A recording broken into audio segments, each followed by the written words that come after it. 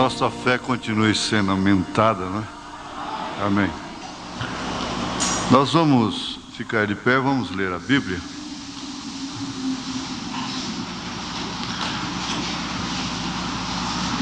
Carta aos Romanos, capítulo 1, verso 17.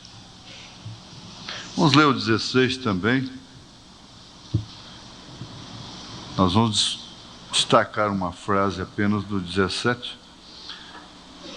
Porque não me envergonho do Evangelho de Cristo, pois é o poder de Deus para a salvação de todo aquele que crê, primeiro do judeu e também do grego, porque nele se descobre a justiça de Deus de fé em fé, como está escrito, mas o justo viverá da fé.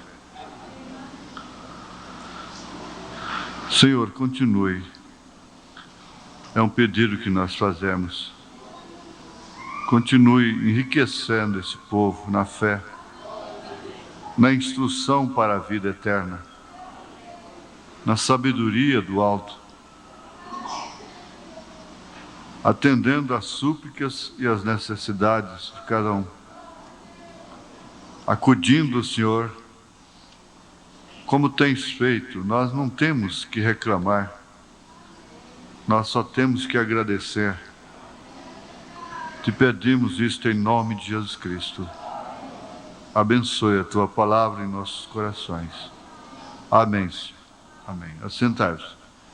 Vamos ver aqui, pois nele, no Evangelho, né?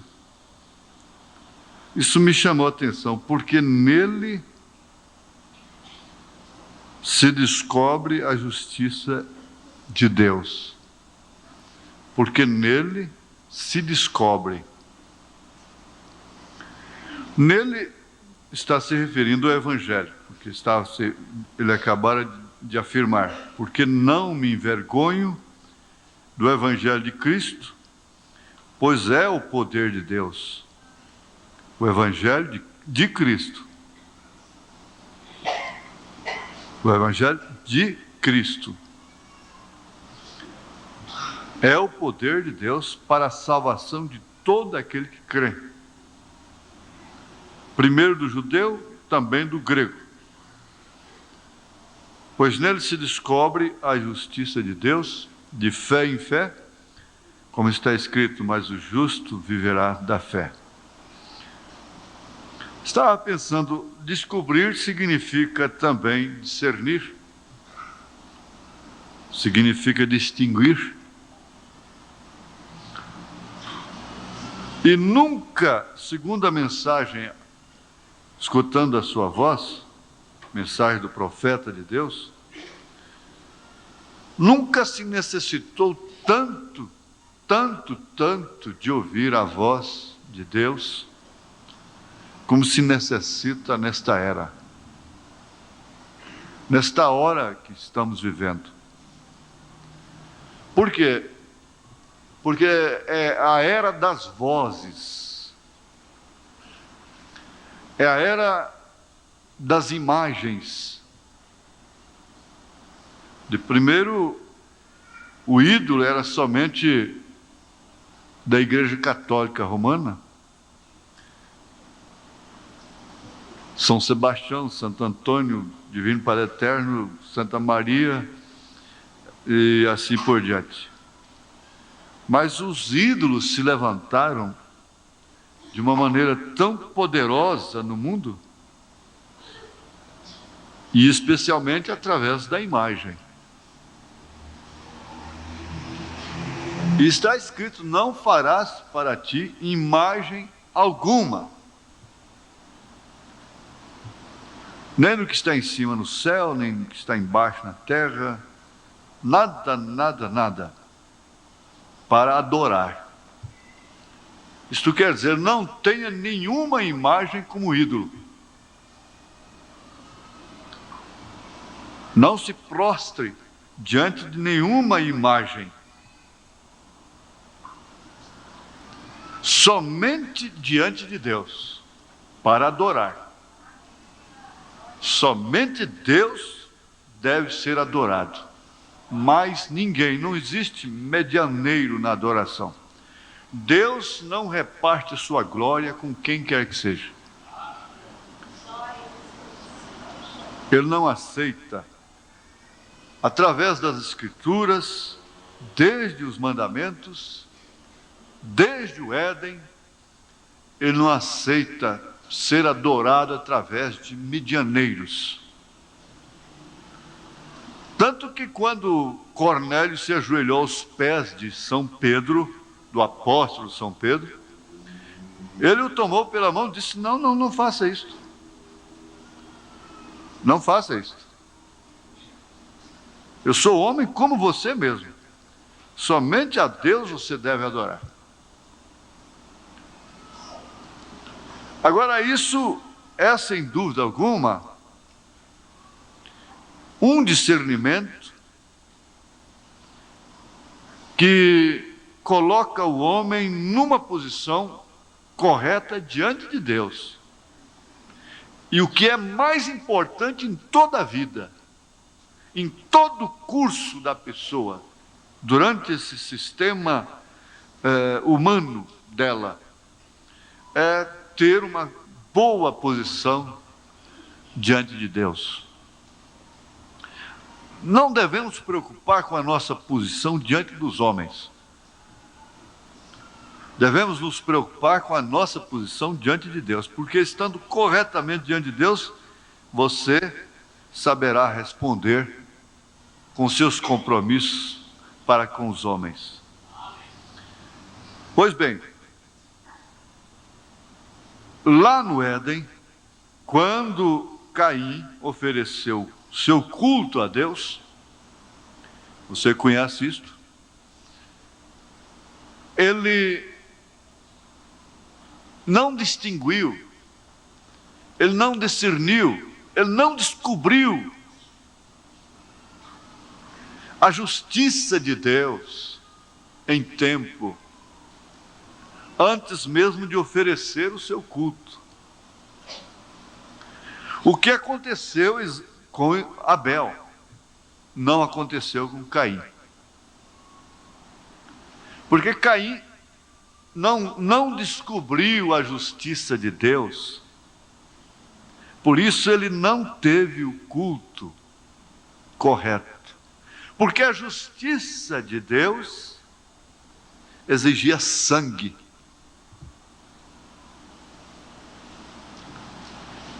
Exigia um substituto. O Evangelho é como a democracia, a verdadeira democracia. A democracia não quer dizer anarquia, falta de lei. Dentro da democracia deveria existir também disciplina, correção. O Evangelho é boas novas da graça, da salvação, mas não quer dizer que ele faculta a anarquia espiritual, a coberta anarquia espiritual. Ele exige a justiça de Deus, a mesma justiça lá da lei, de todos os tempos, é exigida pelo Evangelho e paga no Calvário. Não se pode pensar que, por ser de graça a salvação, ela não exige justiça. Exige sim. Com esse detalhe, que realmente vem fazer com que você manifeste a sua procedência, fazer com que o homem manifeste a sua origem como um ser espiritual, como um ser que tem raciocínio, que tem alma, que tem espírito. Caim não descobriu isso em tempo, que não era fruta, não era legume, não eram flores que deveriam estar no seu altar. Agora Abel soube, ele distinguiu, ele descobriu pela revelação divina a justiça de Deus. Por isso ele ofereceu um cordeiro, imolou um cordeiro. E nas palavras do profeta ele diz que o sacrifício de Caim era bonito, era belo, era formoso, enquanto o de Abel era horrendo, era um cordeiro trêmulo, se esvaindo em sangue, o que não é nada belo, que não é nada bonito, atraente.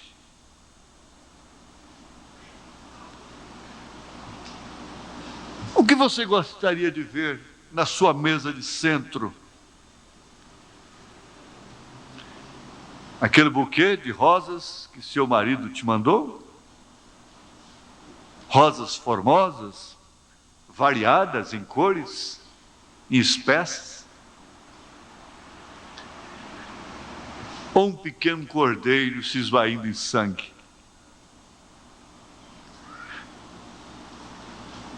Tira esse exemplo. Você não tem que fazer isso. É claro que na sua mesa deve ter flores, rosas. Não vai ser um cordeiro sangrento. Mas na sua fé, na sua casa espiritual, na sua mesa de centro dessa casa espiritual, não pode ter flores, não pode ter rosas. A vida cristã não é uma vida enfeitada,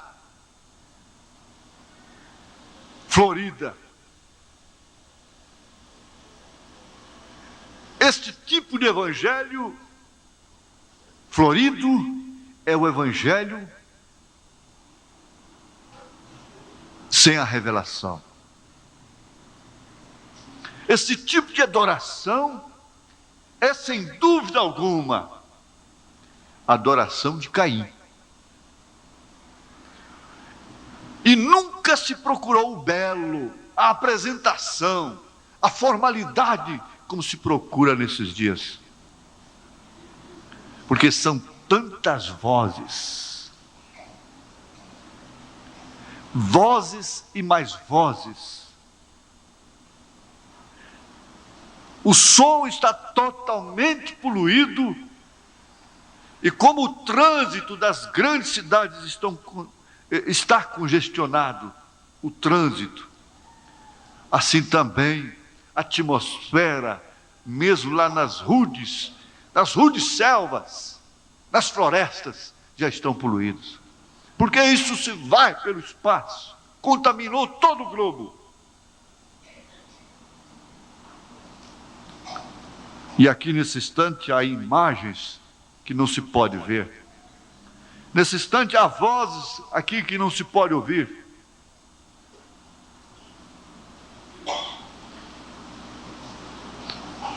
Somente descobrindo a justiça de Deus. Que a justiça de Deus requer sangue, a revelação do sangue. O evangelho sem sangue é um nabo, não é um cordeiro, é um buquê de flores, é um culto de Caim.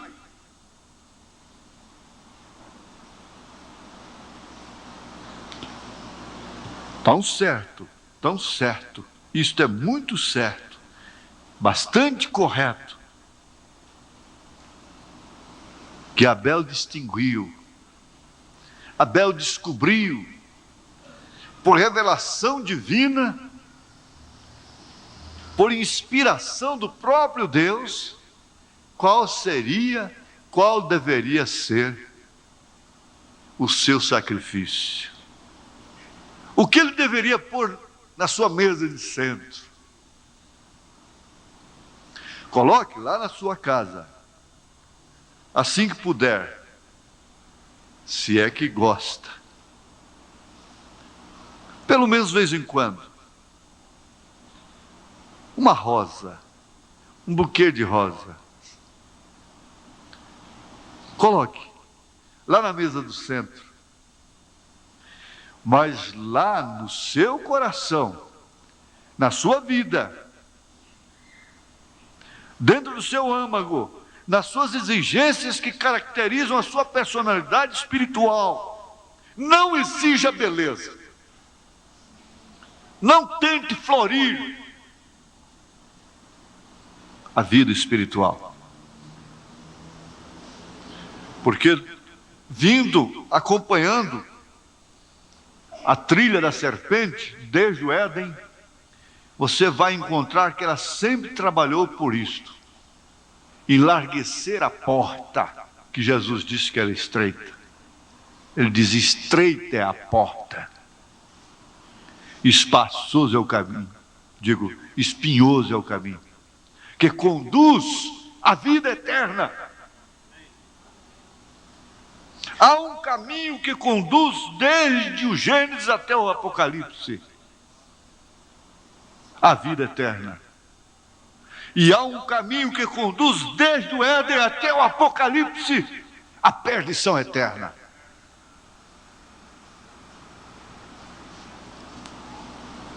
E nessa trilha você vai encontrar que ele sempre procurou eventos.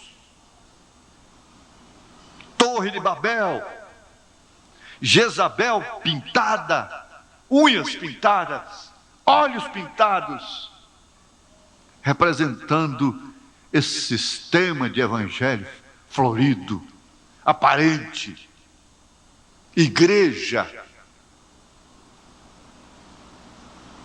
E veja sempre como ele tentou construir sempre isso desta forma até chegar hoje nas grandes catedrais. E o profeta diz, eles gastando tanto dinheiro, investindo milhões e milhões de dólares em construções de catedrais, de templos, pregando que Jesus está voltando, que Jesus está perto. Veja essa trilha pelos olhos da fé, e você pode contemplar que ele sempre optou pela beleza, pela aparência, pela formalidade. Porque ele nunca descobriu a justiça de Deus. Mas lá, bem lá atrás, o revelado, o Abel, descobriu e por isso ofereceu sangue. E nunca mudou, sempre foi isso. Até o dia que ele deixar o cordeiro deixar o trono da intercessão, sempre será pela via do sangue. Porque Deus exige justiça. Todo pecado tem que ser condenado.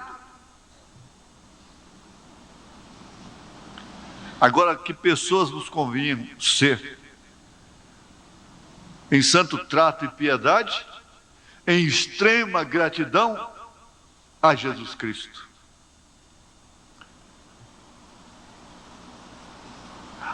A maneira que o mundo religioso comemora o nascimento de Jesus é diabólica, é satânica, é sem revelação.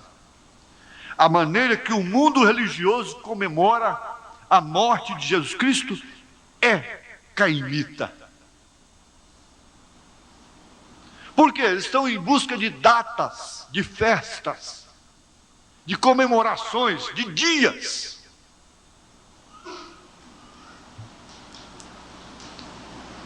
Nunca mudou, sempre foi assim.